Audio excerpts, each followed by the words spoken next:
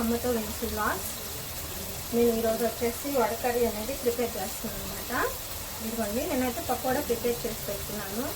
మనకి ఇన్స్టెంట్గా కావాలి అనుకున్నప్పుడు మనకి ఇంట్లో శనగపిండి అనేది ఉంటుంది కదా, దాంతో నేను ఆనియన్, పచ్చిమిర్చి, కరివేపాకేసి పకోడా అలా వేసి పెట్టేసుకున్నాను.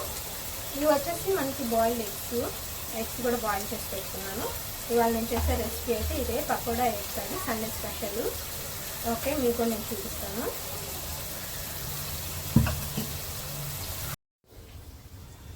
హాయ్ అండి, మనమైతే ఎగ్ కర్రీ పకోడా రెడీ చేసుకున్నాము. దాన్ని పక్క అయితే మనకి పకోడా రెడీ అవుతుంది. ఎగ్ కర్రీకి ఆనియన్స్ అనేవి వేసుకున్నాం.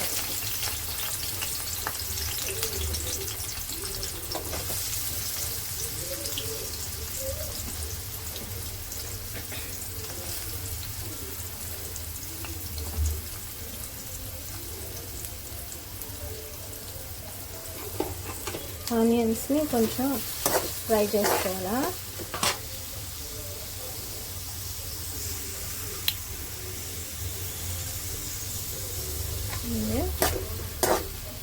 ఆనియన్స్ అనేవి మనం కొద్దిగా సాల్ట్ కనుక వేసుకున్నామంటే, సాల్ట్ యాడ్ చేసుకున్నామంటే మనకి రెడీ అవుతుంది.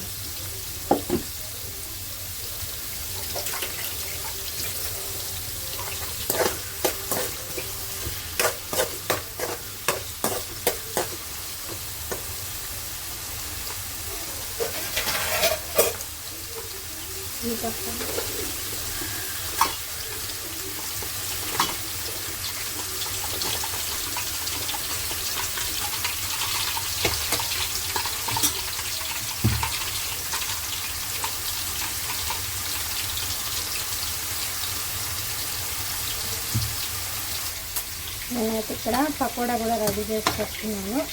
ఎగ్స్ వచ్చేసి బాయిల్ చేసుకున్నాను. దాన్ని ఇంకా కొద్దిగా పకోడా అనేది ఫ్రై చేస్తున్నాను. ఇది మనకి ఫ్రై అయ్యేలోపు ఈ ఆనియన్స్ కూడా ఫ్రై చేసేస్తుంది.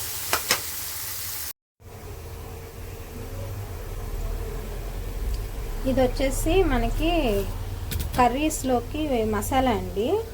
ఇది ధనియాలు, జీలకర్ర, పచ్చెనపప్పు, మినప్పప్పు, మెంతులు, ఆవాలు, మిరియాలు, ఎండుమిర్చి, ఇవన్నీ కూడా మనం పౌడర్ చేసి పెట్టుకున్నామంటే ఏదైనా కర్రీస్ చేసేటప్పుడు ఈ పౌడర్ వేసుకుంటే బాగుంటుంది కర్రీస్లో.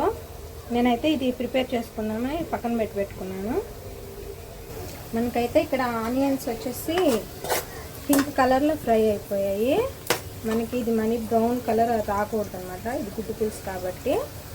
సో ఇలా పింక్ కలర్లో నేను ఫ్రై చేసి పెట్టుకున్నాను. పకోడా కూడా మనకి ఇక్కడ ఫ్రై అయిపోయింది. ఇప్పుడు మనం ఈ టమాటాలు అయితే ఒక 3 తీసుకున్నాను నేను. ఇవి మనం కట్ చేసి పెట్టేసుకున్నాను కర్రీకి. ఇది సన్నగా దొరుకుతుంటే బాగుంటుంది. నేనైతే సన్నగా కట్ చేసుకుంటున్నాను.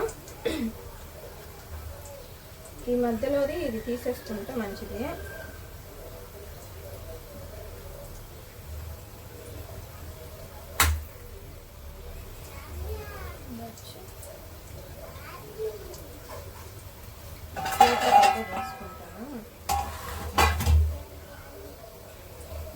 సన్నగా మనం టమాటాలు కట్ చేసుకుంటాము.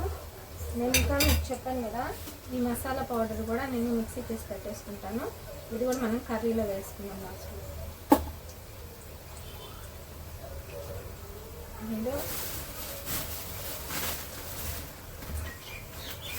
గ్రీన్ చిల్లీస్ ఒక 3 తీసుకున్నాము. నెక్స్ట్ వచ్చి కరివేపాకు కూడా.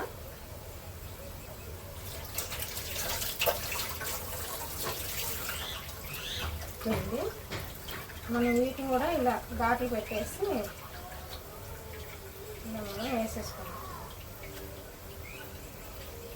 సరిపోతాయి, 2 సరిపోతాయి. నాకైతే కారణం, మీకు స్పైస్ కావాలంటే ఇంకొకటి ఎక్స్ట్రా వేసుకోండి, సరిపోతుంది.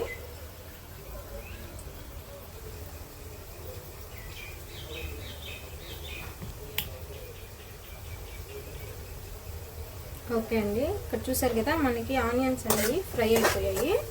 ఇప్పుడు నేను ఏవైతే ఈ టమాటో, గ్రీన్ చిల్లీ ఉన్నాయో ఇవి అయితే యాడ్ చేసేస్తున్నాను. నెక్స్ట్ వచ్చేసి కరివేపాకు కూడా వేసేసుకున్నాను. ఇక్కడ మనకి పకోడా చూసారా ఫ్రై అయిపోతుంది.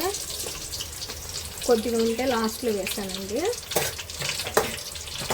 ఇప్పుడు మనం సిమ్లో పెట్టి వేయించుకున్నాము. ఇప్పుడు హై ఫ్లేమ్ పెట్టుకున్నాము మంట.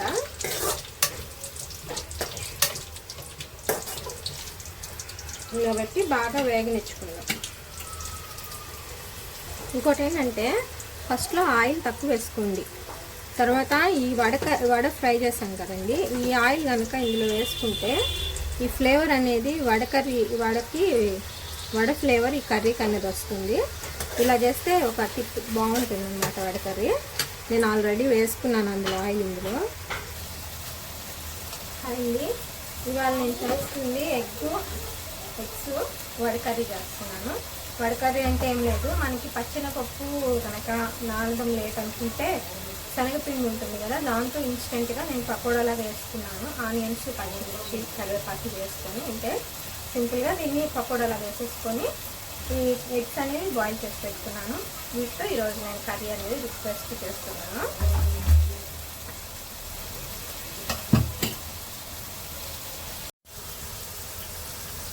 నేను ఆల్రెడీ ఆనియన్స్లో సాల్ట్ అనేది వేసుకున్నాను కదా, ఇప్పుడు కొంచెం టమాటాల్లో కూడా సాల్ట్ వేసుకుంటే మనకి త్వరగా మగ్గుతాయి అన్నమాట.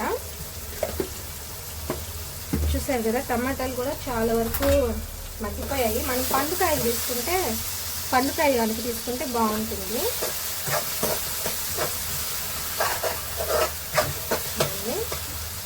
కర్రీ అయితే మగ్గింది.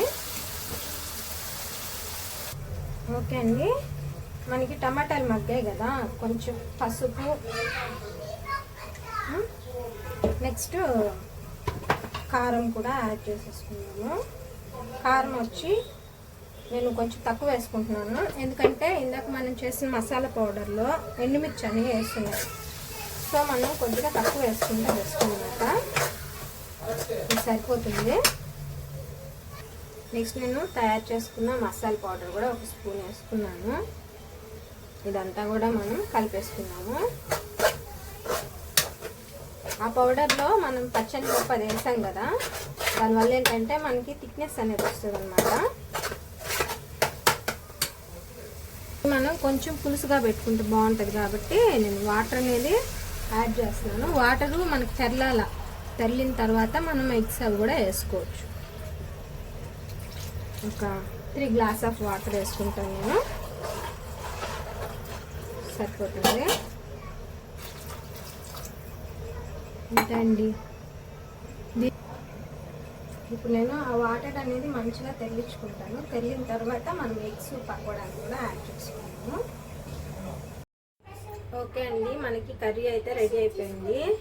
చూసారు కదా, కర్రీ మనకి ప్రిపేర్ అయిపోయింది. దీనికి ఆయిల్ అంతా కూడా పైకి వచ్చేసింది. నా వీడియో కనుక మీకు నచ్చినట్లయితే మరిన్ని రెసిపీస్ తోటి నేను మీకు యూట్యూబ్లో అప్లోడ్ చేయడానికి నా ఛానల్ని ఒక లైక్ అనేది ఇవ్వండి. నచ్చితే ఒక లైక్ చేయండి. మీకు ఇంకేమన్నా కొత్త రెసిపీలు కావాలా అనేది ఒక కామెంట్ చేయండి. నా ఛానల్ని సబ్స్క్రైబ్ చేసుకోండి. Thanks for watching.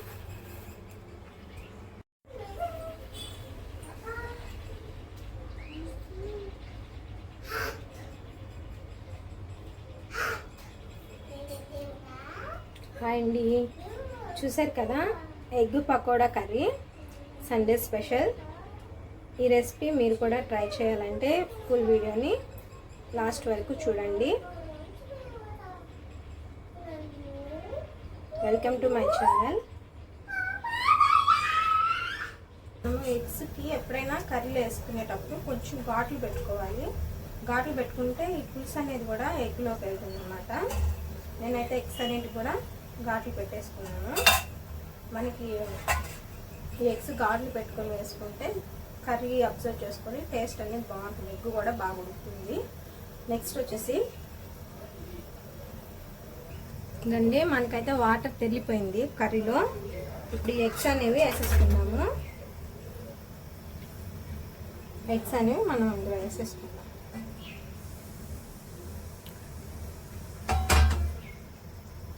నెక్స్ట్ వచ్చి చింతపండు గుజ్జు, చింతపండు పులుసు అనేది కొద్దిగా వేసుకుందాం.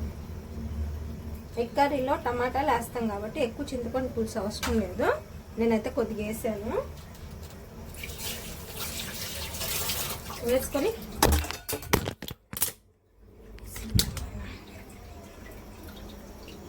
ఇదండి, మనకైతే కర్రీ అనేది బాగా తెరిలింది. ఎగ్స్ కూడా వేసేసాను కదా, ఫోన్ అనేది ఇందాక స్కిట్ అయింది. ఓకే, ఇప్పుడు మనం ఇందులో ఈ ఫ్రై చేసుకున్నాం కదా ఈ పకోడా అనేది దాంట్లో యాడ్ వేసేసుకున్నాము. ఒక్కొక్కటిగా తీసి మనం అందులో వేసుకున్నాం విడివిడిగా.